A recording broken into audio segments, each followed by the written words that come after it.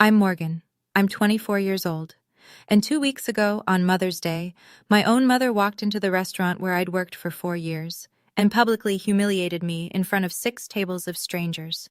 She looked at me in my server uniform, laughed, and said loud enough for everyone to hear, "Oh, it's you! We didn't realize you still worked here. How embarrassing for us." My sister giggled. The couple at table 12 stopped mid-bite. The family celebrating Grandma's birthday went silent. I smiled, picked up the menu, and said 4 words that made my manager come running. What happened next? Let's just say my mom's credit card wasn't the only thing that got declined that day. Before I tell you everything, please take a moment to like and subscribe, but only if you genuinely enjoy this story. And drop a comment. Where are you watching from, and what time is it there? Now, let me take you back to the beginning. 4 years ago, the day my mother made her choice. 4 years ago, I stood in our kitchen holding an envelope that should have changed my life. The letter inside said I'd been accepted to Whitfield University, full academic merit, top 5% of applicants. My hands were shaking when I found my mother in the living room. She was on the phone, laughing. Streamers hung from the ceiling. A banner read, "Congratulations, Kelsey." My little sister had just gotten into state, not on merit, just regular admission, but you'd think she'd won the Nobel Prize. "Mom," I held up my letter. "I got in, Whitfield." She glanced at me, covered the phone. "That's nice, honey, but you know I can't afford 2 tuitions. I blinked. "What do you mean?" "Kelsey needs support. The apartment near campus, the meal plan, a reliable car." She shrugged like she was discussing the weather. "You're different, Morgan. You're a survivor. You'll figure it out." That night, I watched my mother hand Kelsey the keys to a brand new BMW. A graduation gift. White with a red bow, parked in our driveway like a commercial. I got a bus schedule. See, my parents divorced when I was 14. Dad left. Just left. No goodbye. No forwarding address. Nothing. Mom never recovered. And somehow, she decided that was my fault. "You're just like him," she'd say, refusing to meet my eyes. That same cold look. I never understood what I'd done wrong. I was 14. I just existed. But existing, apparently, was enough. Kelsey had Mom's eyes, Mom's smile, Mom's talent for saying exactly what people wanted to hear. I had a bus pass and a list of restaurants hiring part-time. That night, I didn't cry. I just sat in my room, laptop open, searching for jobs that would work around a full-class schedule. By midnight, I had 3 interviews lined up. By the end of the week, I had a job at the Oakwood Grill. 4 years. That's 1,460 days of double shifts, early mornings, and 4 hours of sleep if I was lucky. While Kelsey posted Instagram photos from Hawaii, I memorized wine pairings. While she spent spring break in Aspen, I picked up extra shifts. While Mom took her to Paris for her 21st birthday, I celebrated mine alone in my studio apartment, eating leftover bread from the restaurant. I maintained a 3.9 GPA. I conducted research with Professor Hendricks in the finance department. I was nominated for the Dean's Academic Excellence Award. Mom didn't come to a single ceremony, not one. "I wish I could, sweetie," she'd say whenever I mentioned anything. "But Kelsey has this thing, and you know how she gets." I did know. Kelsey got everything. The worst part wasn't the missed events. It was the lies. At Thanksgiving, the one holiday I managed to get off, I overheard Mom talking to Aunt Patricia in the kitchen. "Morgan?" Mom laughed softly. "Oh, she decided college wasn't for her. You know how independent she is. She'd rather work." I stood in the hallway, frozen. "Such a shame," Aunt Patricia said. "She was always so bright." Some people just aren't cut out for academics. I left before dessert. Told them I had to work early. It wasn't a lie. That's how it went for 4 years. To the family, I was the dropout, the disappointment, the one who liked being independent. No one knew I was 18 credits from graduating with honors. No one knew I'd been published in a student research journal. No one knew anything about me at all. And then, 3 weeks before Mother's Day, everything changed. I got an email that would flip my entire world upside down. The break room at the Oakwood Grill smelled like coffee and desperation. I was between lunch and dinner shifts, scrolling through emails on my cracked phone screen. Then I saw it. Subject line: Offer of employment, Whitmore and Associates. My heart stopped. Whitmore and Associates, one of the top 10 financial consulting firms on the East Coast. I'd applied 3 months ago on a whim, never expecting a callback. They hired from Harvard, Yale, not from girls who smelled like hollandaise sauce. I opened the email. Dear Ms. Townsend, we are pleased to offer you the position of Junior Financial Analyst. I read it 3 times, then a 4th. Starting salary, more money than I'd made in 4 years of tips combined. My hands trembled as I screenshot the offer letter and saved it to my phone. Then I did something I never expected. I called Mr. Davidson. He picked up on the second ring. Morgan, aren't you supposed to be on break? I got it. My voice cracked. The job, Whitmore. Silence. Then, Morgan, that's incredible. You've earned every bit of this. I wiped my eyes with my apron. I wanted you to know first. I'm honored. He paused. When do you start? May 12th, Monday after Mother's Day. Then Mother's Day is your last day here. He cleared his throat. We'll make it a good one. After we hung up, I sat there staring at my phone. That's when I remembered something strange. 3 months ago, Kelsey had posted an Instagram story, a screenshot of an application confirmation. She'd cropped out the company name, but I recognized the portal layout, the same portal I'd used to apply to Whitmore. She'd captioned it, "Big things coming." But she never mentioned it again. No follow-up post, no celebration, no new job announcement. At the time, I'd assumed she changed her mind. Kelsey changed her mind about everything.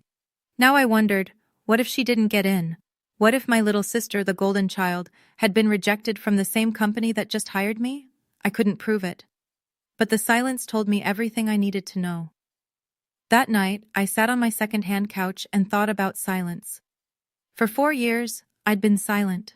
When Mom forgot my birthday, when Kelsey posted photos from Europe with captions about family trips I wasn't invited to, when relatives asked why I'd given up on school. Silence was safe. Silence kept the peace. But peace for whom? If I stayed silent now, nothing would change. Mom would keep telling everyone I was a dropout. Kelsey would keep playing the golden child, and I'd start my new career carrying the same invisible weight I'd carried since I was 18. Is that what I wanted? To walk into Whitmore and Associates still feeling like the family embarrassment? I thought about what would happen if Mom ever found out about my job. She'd probably spin it somehow. Oh, Morgan finally got lucky. You know, she always lands on her feet. No mention of the 4 years, the grades, the research, the sacrifice, no. If I was going to move forward, I needed to close this chapter properly. Not with anger, not with revenge, with truth. I made a decision. Mother's Day would be my last shift. I'd serve my tables, collect my final tips, and walk out with my head held high. If Mom and Kelsey never found out about my success, so be it. But I wasn't going to hide anymore. I printed the offer letter at the campus library the next day, folded it carefully, slipped it into my work bag, just in case. I didn't know yet that, just in case, would become, thank God I brought this. I didn't know Mom and Kelsey were already making plans of their own, plans that would bring them straight to my section. The call came on a Tuesday. Mom never called on Tuesdays. Mom rarely called at all. I was walking home from class when her name flashed on my screen. I almost didn't answer. Morgan, sweetie. Her voice was syrup sweet, dangerous. I was thinking about Mother's Day. I stopped walking. Okay. Kelsey suggested we all have brunch together, as a family. She emphasized the last word like it was supposed to mean something. I have to work, Mom. I told you 3 weeks ago.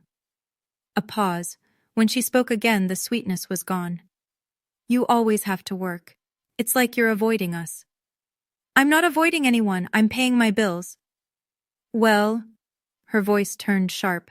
If money is what matters to you most, it's not about money. It's about responsibility. Responsibility? She laughed bitterly. God, you sound just like him. He used that word too, right before he walked out. I froze. She never talked about Dad. Never. Mom. You know, a real daughter would make time for her mother. A real daughter would choose her family. I closed my eyes, counted to 3. A real mother would understand why I can't. Silence stretched between us. Then I heard it. A giggle in the background. Light. Familiar. Kelsey was listening. Mom, is Kelsey there? What? No, I mean, she just walked in. Another giggle, louder now. My stomach tightened. They were enjoying this, the guilt trip, the pressure. It was entertainment for them. I have to go, I said. Morgan. Happy early Mother's Day, Mom. I hung up before she could respond. Standing on that sidewalk, phone clutched in my hand, I knew something had shifted. This wasn't just a call about brunch. They were planning something. I didn't know what yet, but the way Kelsey laughed, like she knew a secret I didn't, told me everything I needed to know. Whatever was coming, I needed to be ready. The text came 40 minutes later. Kelsey. Hey sis, Mom's really hurt. You should apologize.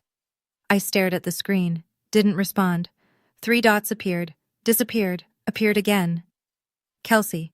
By the way, I heard your restaurant has the best brunch. Maybe we'll come visit. My blood went cold. She knew where I worked. She'd always known. Mom made sure to mention it whenever she wanted to remind me of my choices. But this was different.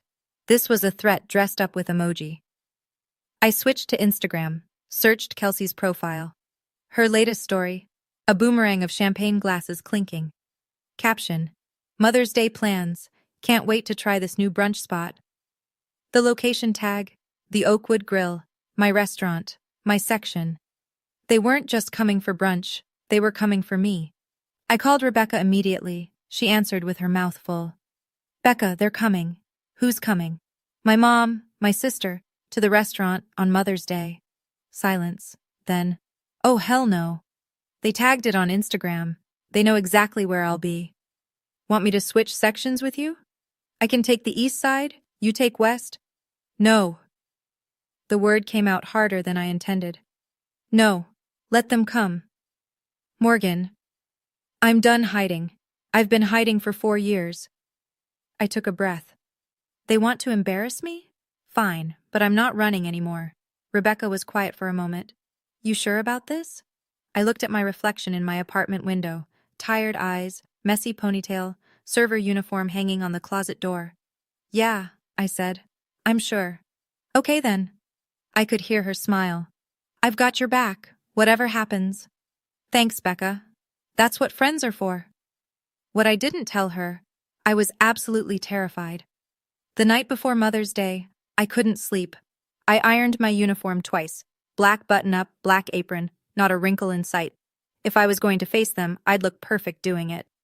At midnight, I pulled the offer letter from my bag, unfolded it, read it one more time. Dear Ms. Townsend. The words still didn't feel real. Starting Monday, I'd be walking into a corner office instead of a kitchen. I'd be Morgan Townsend, financial analyst. Not Morgan the waitress. Not Morgan the dropout. Not Morgan the embarrassment. Just Morgan. I folded the letter carefully and slipped it back into my bag, just in case. Before bed, I made 2 lists. Things I will not do tomorrow. Cry. Yell. Apologize for my job. Let them see me break. Things I want. Leave with my dignity intact. Tell the truth. Stop pretending. At 6 a.m., my phone buzzed. A text from Mr. Davidson. Big day. Whatever happens, I've got your back. Remember, auto gratuity on parties over $200. No exceptions. I smiled at that last part. Standard policy. Nothing personal. But somehow it felt like armor. At 6:15, another notification. Instagram. Kelsey had posted a photo. Full makeup, designer dress, hair blown out like she was going to a photo shoot. Caption. Ready to make some memories today. 53 likes already. Comments calling her gorgeous and queen. None of them knew where she was going. None of them knew what she was planning. But I did. I got dressed slowly, tied my apron with steady hands, looked at myself in the mirror.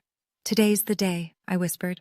Then I grabbed my bag, offer letter tucked safely inside, and walked out the door. The Oakwood Grill was chaos by 7 a.m. Mother's Day is the Super Bowl of brunch. Every table booked. Every server running. The kitchen already smelled like maple syrup and stress.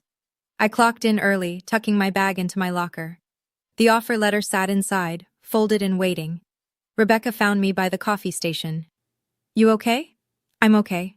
Mostly true. I can still switch sections. Becca, I'm okay. She squeezed my arm. All right, but I'm keeping my phone ready. For what? She grinned. Evidence. Or TikTok. Maybe both. Before I could respond, Mr. Davidson's voice cut through the noise. Team meeting, 2 minutes. We gathered by the host stand. 12 servers, 3 bussers. Mr. Davidson in his pressed vest, looking like a general before battle. Today's going to be insane, he said.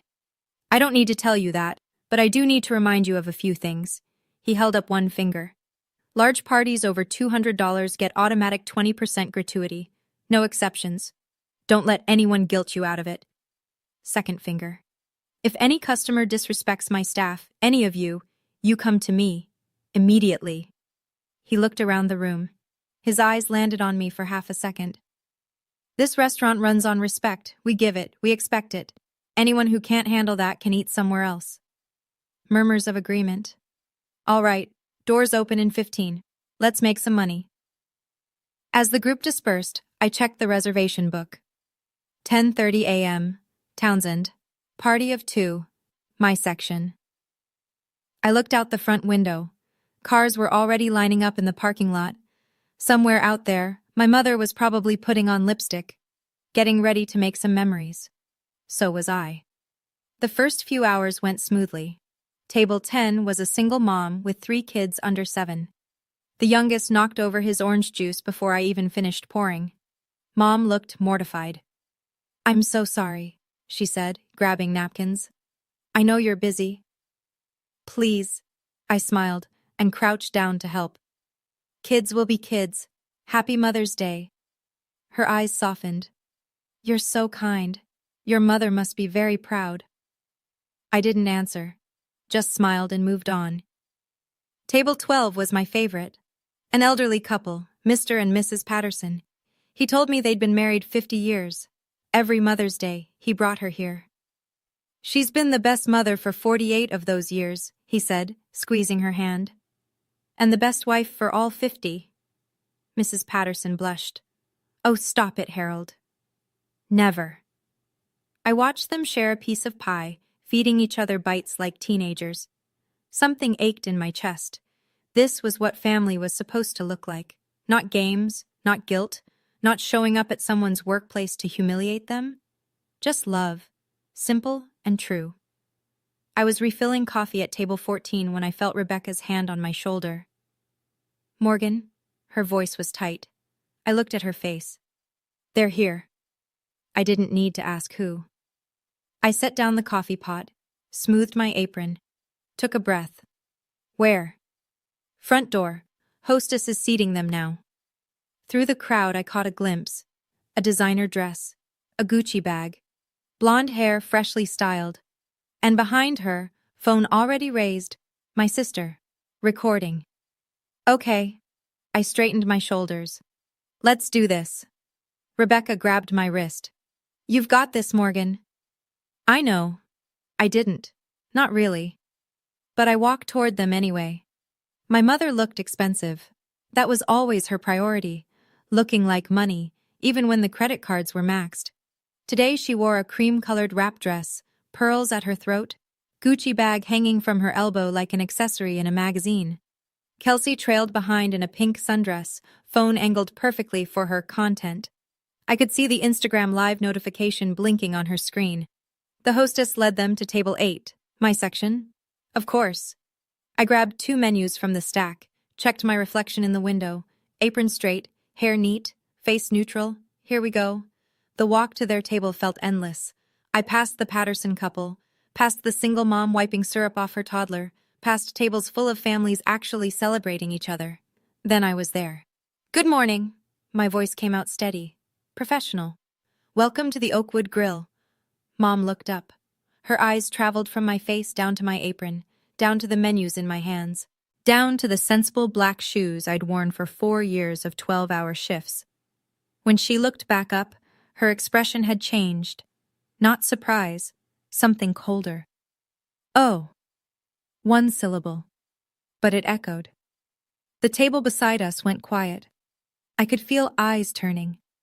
Kelsey lowered her phone slightly, a smirk playing at her lips. Mom tilted her head, examining me like I was something she'd found on the bottom of her shoe. The restaurant hummed around us. Silverware clinked. A child laughed somewhere in the distance. But at table 8, time had stopped, and my mother was just getting started. I stood there, menus in hand, waiting. The next words out of her mouth would change everything. I just didn't know it yet. "Oh, it's you," Mom's voice carried. She didn't whisper. She never whispered when she wanted an audience. "We didn't realize you still worked here." She paused, looked around at the neighboring tables, made sure everyone was watching, then she smiled. "How embarrassing. For us." 6 tables heard it. I counted later. 23 people witnessed my mother publicly shame me on Mother's Day. Kelsey laughed. Not a giggle, a full laugh, like Mom had told the funniest joke. "Oh my God, Mom!" She raised her phone higher. "Classic." The couple at table 12 stopped eating. Mr. Patterson's fork hung midair. The single mom at table 10 covered her youngest's ears, shooting me a look of pure sympathy. A businessman at table 14 set down his knife, frowning. The restaurant had gone quiet. Not silent, but quieter. The kind of quiet that happens when everyone's pretending not to stare. Kelsey leaned toward her phone screen. "Hey everyone, surprise! We found my sister. She's our waitress. Isn't that hilarious?" Mom nodded approvingly. "You know, darling, I told her years ago, get a real job. But she never listens, just like her father. Stubborn to the bone." She said her father like it was a curse word. "At least we know where our tax money goes," Kelsey said. "Oh, wait. She probably doesn't pay taxes on tips." They laughed together, mother and daughter, united. My face burned. I could feel every eye in my section watching. The menus in my hands felt like lead. I had 2 choices: walk away and let them win, or stay and take whatever came next. For 4 years, I'd walked away. 4 years of swallowed pride and silence. 4 years of letting them define me. I looked at my mother, at my sister's smirking face, at the phone recording my humiliation for strangers on the internet. And I made my choice. Time stretched like taffy. I stood there, menus still in hand, while the restaurant held its breath. Mom was watching me with that familiar look. The one that said, "What are you going to do about it?" The one that had controlled me my entire life. Kelsey's phone gleamed in the light. Recording. Always recording. I looked at my mother, really looked at her. This woman who refused to pay my tuition, who told everyone I was a dropout, who came here today specifically to humiliate me. I looked at Kelsey, my little sister who got the BMW, the apartment, the trips to Paris, who was live streaming my worst moment for likes and comments. I looked around at the strangers watching, the elderly couple holding hands, the single mom shielding her children, the businessman with the disapproving frown, witnesses, all of them. I looked down at my uniform, the black apron I'd worn 1,000 times, the shoes with worn soles, the hands that had carried 10,000 plates, and in my locker, in my bag, a letter that changed everything. I had 2 options. I could cry. I could run to the kitchen and hide until my shift ended. I could let this be another story my mother told at parties. "Remember when we found Morgan working at that restaurant? So pathetic." Or I could tell the truth. My hands stopped shaking, my heartbeat steadied. This wasn't about revenge, it wasn't about making them suffer. This was about being seen, finally, completely, on my own terms. I took a breath, and I smiled. Not the polite server smile I'd perfected over 4 years. A different smile. Calmer. Knowing. The smile of someone holding a winning hand. "Actually," I said, "I have an announcement." Mom's eyes narrowed. I opened my mouth. "Today's my last day." 4 words, clear and steady. Mom blinked. "What?" I raised my voice slightly, not shouting, just loud enough for the surrounding tables to hear. I said, "Today is my last day, so let me make it memorable." I turned to face the section. 6 tables of strangers who'd just watched me be humiliated. 23 people who probably felt sorry for me. Time to change that. Good news, everyone? I smiled. Today's my final shift at the Oakwood Grill. Starting Monday, I'll be a financial analyst at Whitmore and Associates. Murmurs rippled through the section. Mr. Patterson at table 12 sat up straight. Whitmore? That's one of the top firms in the state. Yes, sir, I nodded. It is. The single mom at table 10 started clapping. Slowly at first, then faster. Her kids joined in, not understanding why, just happy to make noise. The businessman at 14 raised his coffee cup in a small salute. I turned back to my mother. Her face had gone pale. Her mouth opened, closed, opened again. That's ridiculous. Her voice wavered. You're a waitress. You didn't even go to college. Actually, Mom, I did go to college. Full time. For 4 years. While working here. I kept my voice even. I have a 3.9 GPA. I conducted research. I was published in a student journal. That's not... You wouldn't know any of that. I smiled gently. You never asked. Kelsey's phone was still raised, but her hand was shaking now. The smirk had vanished. And Kelsey? I met my sister's eyes. I saw the rejection list. Her face went white. You applied to Whitmore too, didn't you? Silence. They didn't even interview you. The restaurant seemed to hold its breath. Okay, I need to pause here for just a second. If Morgan's story is hitting close to home, if you've ever been the forgotten one in your family, the one who had to fight for everything, drop a comment and let me know. What would you have said in that moment? If you're enjoying this, hit that like button. It really helps more people find these stories.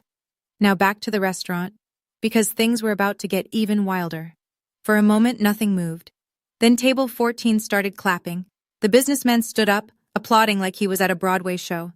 Well done, young lady! Well done! It spread like wildfire. Table 10, the single mom, joined in, tears in her eyes. Her kids clapped wildly, still not understanding but loving the energy. The elderly couple at table 12 rose together. Mr. Patterson's voice carried across the room. Whitmore doesn't hire just anyone. That's impressive.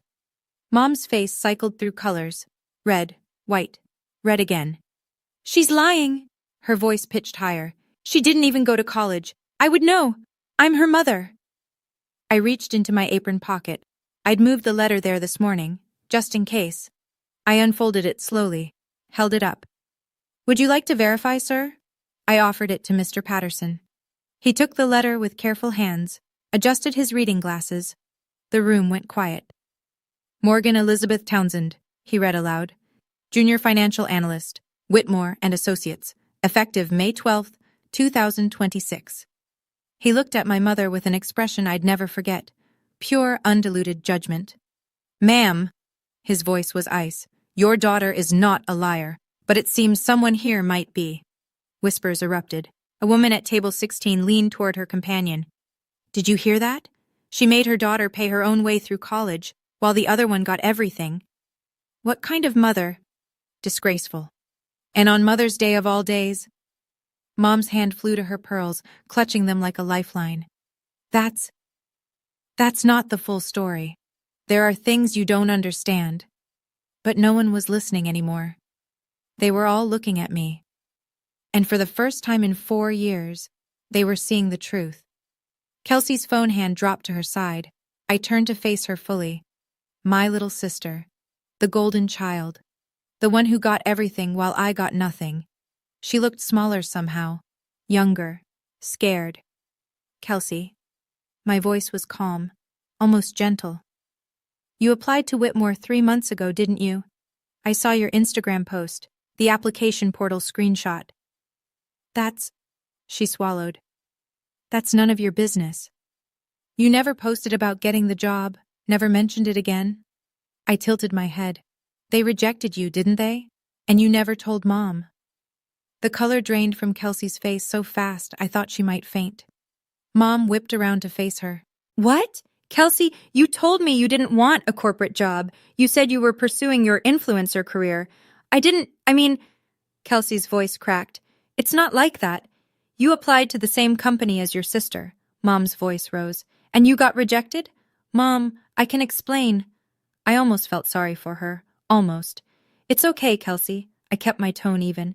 Not everyone gets in, but maybe next time, try building a resume instead of an Instagram following. Someone at table 18 snorted, then laughed. Then several people were laughing, and Kelsey's face crumpled like wet paper. This is so unfair, her voice pitched to a whine. You always have to ruin everything. I was having a good Mother's Day, and you— I'm not ruining anything. I held up my hands. I'm just telling the truth. First time for this family, I know. I paused. It takes some getting used to. More laughter. Not cruel, just the release of tension. Kelsey's phone buzzed frantically. She looked at the screen and went even paler. Mom. Her voice was a whisper. The comments. They're calling me. She couldn't finish the sentence. But I could guess. Footsteps. Fast and deliberate. Mr. Davidson appeared at my shoulder like he'd materialized from thin air. His vest was pressed, his expression was stone. Is there a problem here? Mom's entire demeanor shifted. Suddenly she was all charm, all wounded innocence. Yes, actually. She pressed a hand to her chest. Your employee has been extremely rude to us. I'd like to speak to someone in charge. Mr. Davidson didn't blink. Ma'am, I am in charge, and I've been watching this entire situation. Mom's smile faltered. Then you saw how she humiliated us.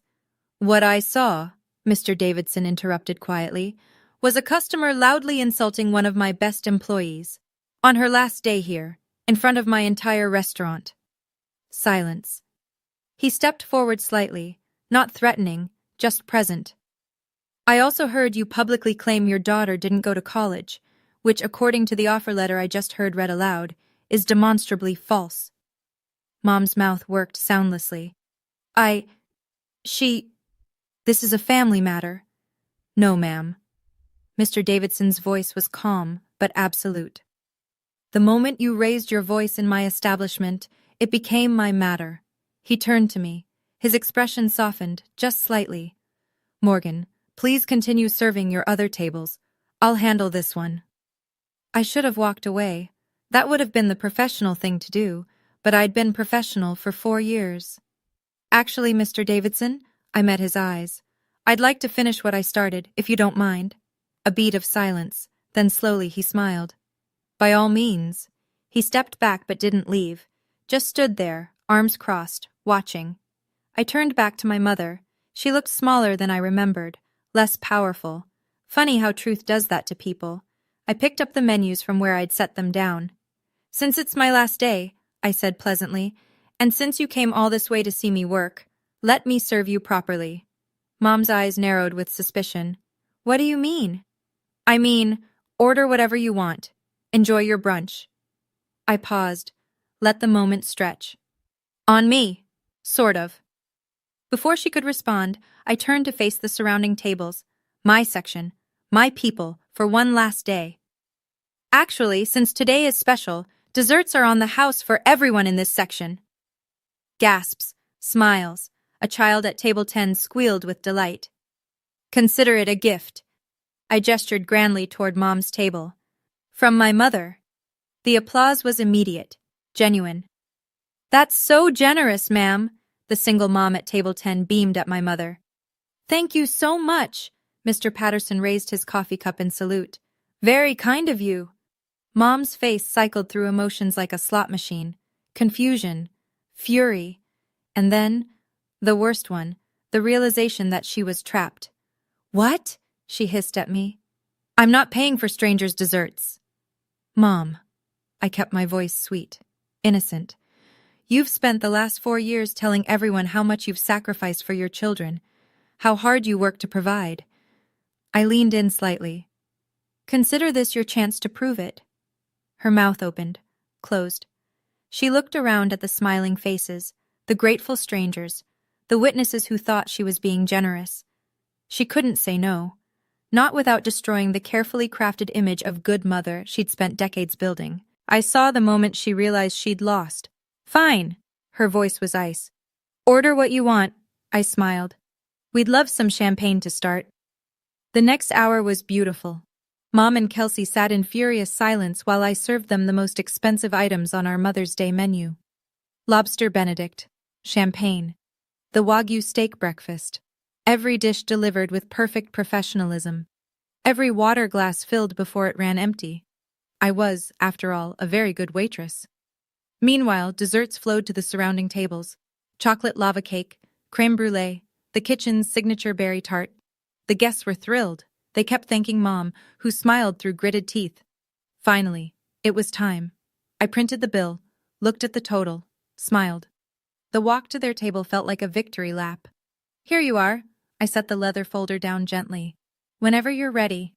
Mom snatched it open. Her eyes scanned the numbers, then widened.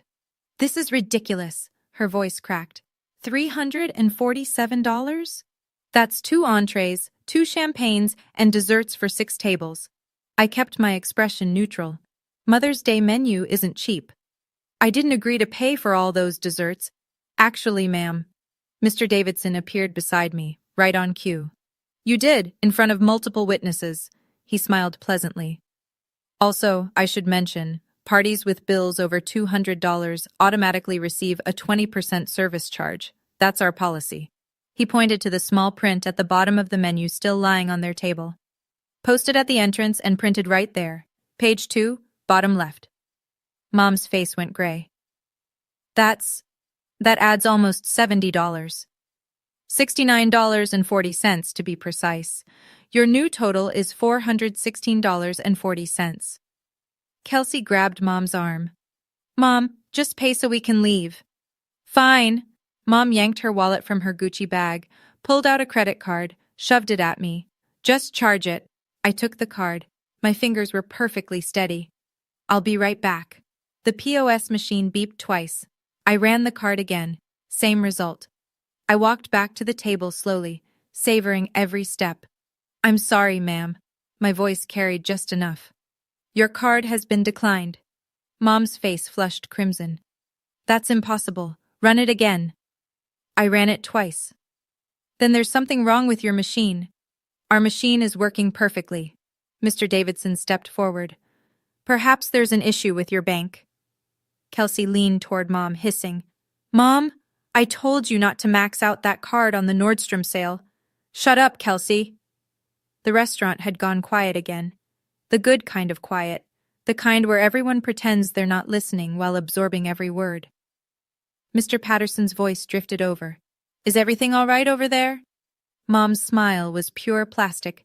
Just a technical issue. She fumbled through her wallet, pulled out another card, then another. Her hands were shaking. Try this one. I didn't move. Mr. Davidson cleared his throat. Unfortunately, ma'am, given the circumstances today, he paused, straightened his vest. And given the way you've treated my employee, Mom's face went pale. I'm afraid we'll need to implement a different payment method. What do you mean? Her voice was barely a whisper. Mr. Davidson looked her dead in the eyes. Cash only. For you. 4 words, perfectly delivered. The section erupted.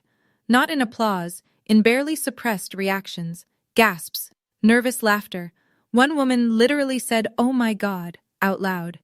Mom looked around wildly, at the watching faces, at her smirking daughter, at me, her empire of lies crumbling in real time. This is discrimination. Mr. Davidson didn't flinch. No, ma'am, he smiled. This is consequences. Cash only for you. Can we just appreciate Mr. Davidson for a moment? Comment boss if you think more managers should stand up for their employees like this. I was standing there watching it all unfold, and trust me, even I didn't see what happened next coming. We're almost at the end, and it's worth sticking around for. Let's get back to the chaos. While Mom scrambled through her wallet, something strange happened. Kelsey's phone started blowing up. Notifications flooded her screen, buzzing, pinging, vibrating so hard it nearly fell off the table. She grabbed it, looked at the screen, and went absolutely white. Oh no! Her voice was barely a whisper. Oh no, no, no, no! Mom looked up from her wallet. What now? Mom! Kelsey's hands were shaking. I was live, the whole time. I thought I turned it off after the first minute, but you thought what? I didn't know. The button was, and then we were talking and Kelsey's voice pitched toward hysteria. Mom, there are 30,000 people watching right now. The table beside us, a middle-aged woman who'd been quietly eating her eggs, suddenly looked at her own phone. Oh my God! She held it up to her husband. Linda just sent me this. It's happening right here. Another phone emerged, then another. Within seconds, half my section was checking social media. Rebecca appeared at my elbow, grinning wider than I'd ever seen. Girl, you're trending. What? She showed me her screen. The video had been clipped and reposted already. 30,000 views and climbing. The captions were brutal. Rich mom humiliates waitress daughter, finds out she's more successful than golden child. Karen gets destroyed at brunch. The audacity of showing up to embarrass her and then her card declines. Comments flooded in. Queen behavior. That manager deserves a raise.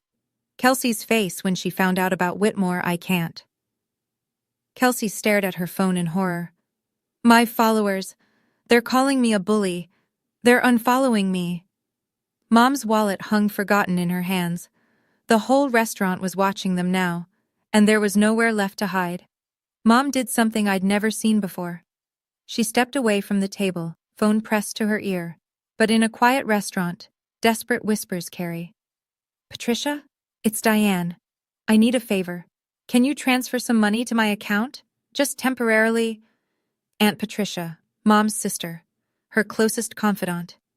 The woman who'd spent years hearing Mom's version of every story. I watched Mom's face crumble in real time. What do you mean you saw the video? Her voice pitched higher. Several people nearby exchanged glances. Patricia, that's not what happened. She's twisting everything. You know how Morgan is. Whatever Aunt Patricia said made Mom flinch like she'd been slapped. Patricia? Patricia! She lowered the phone. The call had ended. Even her own sister had hung up on her. For a moment she just stood there, shoulders hunched, clutching her Gucci bag like a security blanket. Then she turned to me. And I finally saw it. The thing I'd never understood. She wasn't looking at me. She was looking at my father. At his eyes in my face, at his stubbornness in my spine, at the ghost of the man who'd abandoned her, staring back at her every single day for 10 years. She'd never hated me. She'd hated him, and I was the closest thing she could punish. It didn't make it right. It didn't make it okay. But standing there, watching her empire of lies crumble, I finally understood. Morgan, her voice cracked. Please, I'm your mother. I looked at her. Really looked. This broken woman who'd spent a decade punishing her own child for someone else's sins. You've been telling everyone I'm an embarrassment. My voice was steady. You told them I didn't go to college. You came here, on Mother's Day, to mock me in front of strangers. I took a breath. And now you want me to help you? Silence stretched between us. I reached into my apron, pulled out my tip envelope, 4 years of savings I'd kept meaning to deposit. I'll pay your bill. Mom's eyes widened with hope. But this is the last thing I ever do for you. Her face crumbled. This isn't forgiveness, Mom. This is goodbye. They left without saying goodbye. Mom walked out with her head down, Gucci bag clutched to her chest like armor. Kelsey trailed behind, phone dark, mascara smeared. They didn't look back. The restaurant exhaled. Mr. Patterson stood and shook my hand. Young lady, you handled that with more grace than anyone I've ever seen. Your future employer is lucky to have you. The single mom at table 10 hugged me, actually hugged me. My daughter is watching, she whispered. You just taught her something important. The tips that day were the highest I'd ever received. Not charity, respect. Over the next 48 hours, the video exploded. 2 million views, countless shares, featured on 3 different justice-served Instagram pages. Kelsey lost 40% of her followers in 1 week. She had to turn off comments, then go private, then disappear entirely from social media. Her influencer career was finished. The family group chat, the one I'd been silently watching for years, erupted. Aunt Patricia, Mom's own sister, texted me directly. I saw everything. I had no idea, Morgan. I'm so sorry for believing her all these years. Even Uncle Richard, Dad's brother, who'd disappeared along with him, reached out. Saw the video. Your father would be proud of who you've become. I'm sorry I wasn't there. Cousins I hadn't heard from in years sent messages. Family members who'd believed Mom's lies for a decade suddenly wanted to reconnect. The narrative had shifted. I wasn't the dropout anymore. I was the one who'd succeeded despite everything. Mom never called, never texted, never apologized. I didn't wait for it. The following Monday, I walked into Whitmore and Associates wearing a new blazer I'd bought with my last tips. My desk had a nameplate, Morgan Townsend, financial analyst. I sat down, looked out the window at the city below. My phone buzzed. A text from Mr. Davidson. Proud of you, kid. You made us all proud. I smiled. For the first time in 4 years, I could breathe. 3 months later, I got my first promotion. The youngest analyst in my department to lead a client project. My boss said I had unusual grit. I didn't tell her where I'd learned it. Life looked different now. My apartment had actual furniture, not just a mattress on the floor. I had a coffee maker that didn't leak, a closet with clothes that weren't uniforms. Small things, but they mattered. Kelsey called once, a month after Mother's Day. She paused. I wanted to say I'm sorry about what happened. I listened to her breathe. I appreciate you calling, I said finally, but I'm not ready to rebuild anything yet. She cried a little, said she understood. I didn't know if she actually did. Mom remained silent. No calls, no texts, no birthday card when August came around. I used to think that silence would hurt. It didn't. When Mother's Day came again the following year, I didn't work. For the first time in 5 years, I had the day off. I bought flowers. Yellow tulips, my favorite, not hers. I put them in a vase on my kitchen table, sat down with a cup of coffee, looked at them. The flowers weren't for anyone. They were for me. For the girl who worked double shifts and studied until 3 a.m., for the woman who survived 4 years of being invisible. For every version of myself who'd kept going when giving up would have been easier. I didn't need my mother's approval anymore. I didn't need anyone to tell me I was enough. I already knew.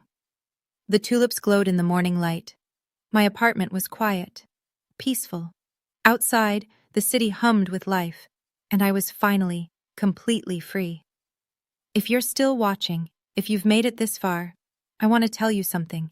Maybe you see yourself in my story. Maybe you're the forgotten one, the one who had to fight for everything while someone else got it handed to them. The one who learned early that love, in your family, came with conditions. I want you to know, it's not your job to earn love from people who decided long ago not to give it. I spent years trying to prove myself to my mother, straight A's, research papers, a prestigious job offer, and none of it made a difference, because she'd made up her mind about me when I was 14 years old. Some people will never see you clearly. That's not your failure. That's theirs. Setting boundaries isn't cruel. It isn't selfish. Staying silent while being mistreated, that's what's cruel. To yourself. My mother might never understand what she did. Kelsey might never truly grow up. But that's not my responsibility anymore. What's mine is my peace, my career, my future. And no one, not family, not blood, not guilt, gets to take that from me again. So if you're still waiting for permission to walk away from people who hurt you, consider this your permission. You don't owe anyone your suffering, not even your mother. The best revenge isn't destruction. It's becoming so at peace that their opinions don't matter anymore. I'm not angry at my mom. I'm not bitter about the 4 years I spent fighting alone. Those years made me who I am, and who I am is pretty damn great. Happy Mother's Day. Not to the mothers who tear their children down, to the ones who build themselves up anyway. You've got this, I promise. Before I go, here's what this taught me. 1. Your worth isn't determined by how your family treats you. Their blindness is their loss, not yours. 2. Success built on your own terms, through your own sweat and sacrifice, is the only kind that truly matters. 3. The best response to doubt isn't anger. It's becoming so at peace that their opinions simply don't reach you anymore. If Morgan's story touched you, drop a comment sharing one boundary you've set or need to set in your own life. It might help someone else watching. Want more stories like this? There's one in the description that hit even harder for me. Check it out. Like, subscribe, and hit that notification bell. I'll see you in the next story. Stay strong. You've got this.